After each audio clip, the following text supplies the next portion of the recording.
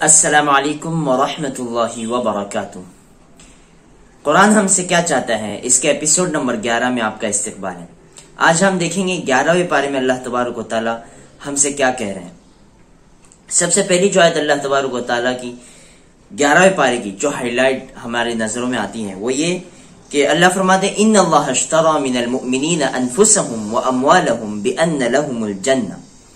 اللہ تعالیٰ فرماتے ہیں کہ یقیناً اللہ تبارک و تعالیٰ نے مومنوں سے جنت کے بدلے ان کا جان اور مال خرید لیا ہے۔ یہاں پہ اللہ تبارک و تعالیٰ نے ایک سمپل سی چیز بیان فرمائی کہ اے میرے بندو، تمہاری یہ جو جان ہے، تمہارا یہ جو مال ہے جو میرا دیا ہوا ہے، خاص طور سے جو ایمان والے ہیں، ایمان والوں کا ہم نے جان مال خرید لیا جنت کے بدلے، اس لیے کہ تمہارا اصل ٹھکانہ، اصل جو منزل ہے وہ تمہاری جنت ہے۔ اب اگر تم کو دوبارہ اس اپنے اصل منزل کی طرف جانا ہے، اصل ٹھکانے کی طرف جانا ہے، تو اس کے لیے تم کو دو چیزوں کا کمپرومائز کرنا پڑے گا، وہ ہے تمہاری جان اور تمہارا مال، جس کے پیچھے ہم یہ کہتے رہتے ہیں یہ میری جان ہے، میری جان ہے، میری جان ہے، میرا جسم ہے، میری مرضی ہے، میری لائف ہے، میرے رولز ہیں۔ اللہ فرماتے ہیں نہیں چلنے والا مال، جس کے بارے میں انسان رٹ لگائے ہوئے ہوتا ہے کہ یار میں نے کمایا، میں نے اتنا بڑا امپائر کھڑا کیا، میں نے میری کمپنی بنائی، میں نے میرا گھر بنایا، میں نے یہ سب کچھ بنایا، میں نے اتنا بینک بیلنس بنایا۔ اللہ فرماتے تیرا کچھ بھی نہیں، جنت چاہیے تو یہ سب کا سب یہ تجھے اللہ کے لیے دینا پڑے گا۔ تو لہٰذا زندگی اللہ کی دی ہوئی، مال اللہ کا دیا ہوا، جوانی اللہ کی دی ہوئی، اس جان اور مال کو اللہ کی مرضی کے مطابق گزارنا یہ ہماری ذمہ داری ہے۔ جنت چاہیے تو یہ چیزیں کرنی پڑے گی۔ جان اللہ کی مرضی میں گزارنا مطلب یہ کہ جو اللہ تبارک و تعالیٰ کے احکامات ہیں، جو عبادتیں ہیں، اس کو ہمیں کرنا ہے۔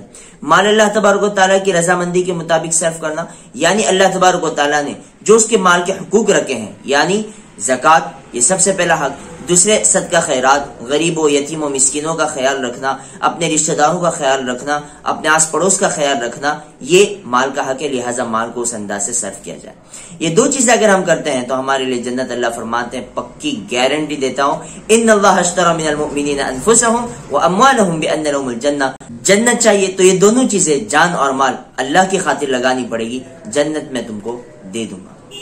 اور یہ چیز جو ہے نا، جان اور مال کا لگانا اور اللہ کے لیے اپنے آپ کو کھپانا، یہ تمہارا مرنے سے پہلے ہونا چاہیے۔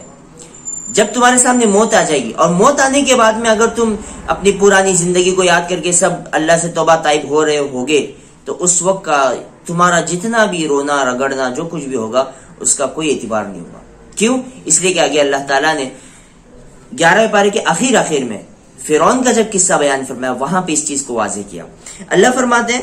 کہ حتی اذا ادرکہ الغرق، جب فرعون کو یہ پتا چل گیا نا کہ یار میں تو ڈوب رہا ہوں، اللہ فرماتے ہیں قال آمنت، فرعون نے یہ کہا آمنت، اے پروردگار میں ایمان لایا، انہ لا الہ الا الذی آمنت به بنو اسرائیل وانا من المسلمین۔ فرعون کہنے لگا کہ میں ایمان لایا کہ اللہ کے سوا کوئی معبود نہیں، اور میں ایمان لایا بنو اسرائیل جس پر ایمان لائے ہیں، اور میں مسلمانوں میں سے ہو گیا۔ یہ فرعون کے الفاظ تھے جب اس کو یہ یقین ہو گیا تھا کہ اب اس کا معاملہ ختم ہے، وہ اب ڈوبنے کے قریب ہے۔ لیکن اللہ فرماتے ہیں الآن وقد عصیت قبل وکنت من المفسدین، اب تیرا توبہ کرنا،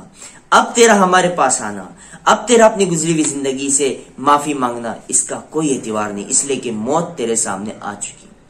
فرشتے آ چکے ہیں، موت تیرے سامنے کھڑی ہے۔ جب چیزیں نظروں سے اوجھل ہو تب تم یہ سب چیزیں کر رہے ہو نا اللہ کے لیے، وہ اصل ہے۔ چیزیں فرشتے دکھ جانے کے بعد، موت دکھ جانے کے بعد، آخرت دکھ جانے کے بعد تم توبہ طائب ہو رہے ہو، تم اپنا جان مال سب کچھ لٹانے کے لیے تیار ہو، تو اس کا اعتبار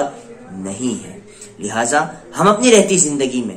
جو کچھ بھی ہمارے پاس ہے، جان مال، جو کچھ بھی اعتبار سے، جان یہ ہماری جو اللہ تبارک و تعالیٰ نے جان دی ہوئی ہے، اس کو ہم اللہ کے لیے جتنا کھپائیں گے عبادتوں میں، اللہ کے راستے میں، اور مال جو اللہ تعالیٰ نے ہم کو دیا ہے وہ جتنا ہم اللہ کے راستے میں لگائیں گے، صدقہ خیرات میں، زکوٰۃ میں، اپنے پڑوسیوں کے حقوق ادا کرنے میں، اپنے رشتہ داروں کے حقوق ادا کرنے میں، غربا کا خیال رکھنے میں، یتیم و مسکینوں کا خیال رکھنے میں، یہ مال اور یہ جان، یہ ہمارا اتنا بڑا انویسٹمنٹ ہے جو ہمیں جنت میں دکھائی دے گا۔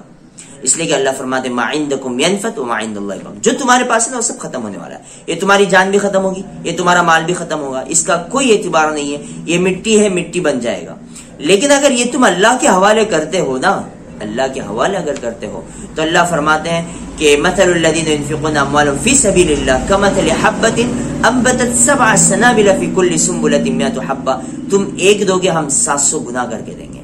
تم ایک نیکی لے کر آؤ گے ہم 10 گنا کر کے دیں گے۔ تو یہ چیز اللہ تبارک و تعالیٰ نے بڑی واضح بیان فرمائی ہے، لہٰذا ہم کوشش اس بات کی کریں کہ ہم اس مختصر سی زندگی میں اپنا جان مال اللہ کے لگانے والے بن جائیں، اللہ کی رضامندی میں لگانے والے بن جائیں۔ بس ہمارا مشن، ہمارا مقصد یہ ہو کہ ہمارا رب ہم سے راضی ہو جائے۔ اسی لیے علامہ اقبال فرماتے ہیں کہ میری زندگی کا مقصد تیرے دین کی سرفرازی، میں اسی لیے مسلمان، میں اسی لیے نمازی۔ امید کرتے ہیں آپ کو ویڈیو پسند آئی ہوگی، ویڈیو پسند آئی ہے تو لائک ضرور کیجیے، بات سمجھ آئی گئی ہوگی تو اپنے دوست احباب تک ضرور شیئر کیجیے۔ آپ ہمارے چینل پہ ہیں، فرسٹ ٹائم ہمارے چینل پہ ہم کو دیکھ رہے ہیں تو سبسکرائب ضرور کیجیے، ایسی ہی دینی اسلامک باتیں آپ سے کرتے رہیں گے۔ ملتے ہیں اگلی ویڈیو میں، تب تک کے لیے اجازت دیجیے۔ السلام علیکم ورحمۃ اللہ وبرکاتہ۔